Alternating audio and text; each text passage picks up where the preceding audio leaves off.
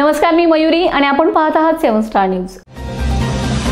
बोंबाळेवाडी शाळगाव तालुका कडेगाव येथील Myanmar fertilisers या खत कारखान्यातील दुर्घटनेच्या चौकशीसाठी जिल्हाधिकाऱ्यांनी समिती नेमली आहे। चौकशीमध्ये दोषी आढळलेल्या व्यक्तीवर कायदेशीर कारवाई करणार असल्याची माहिती त्यांनी दिली।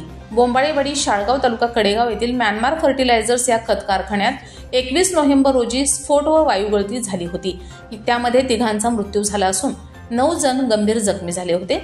जिल्हाधिकारी डॉक्टर राजा दयानिधी व पोलीस अधीक्षक संदीप घुगे यांनी दुर्घटनेच्या दुसऱ्या दिवशी घटनास्थळी भेट देऊन पाहणी करून माहिती घेतली होती।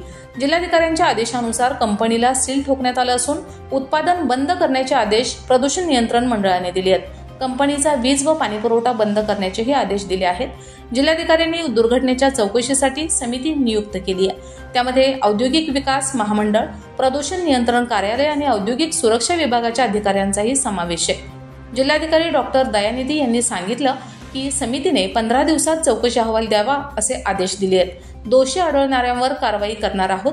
कंपनीने कोणत्या कामासाठी परवानगी घेतली होती, प्रत्यक्षात कोणते काम तिथे सुरू होतं याचीही माहिती घेण्यास सांगितलंय।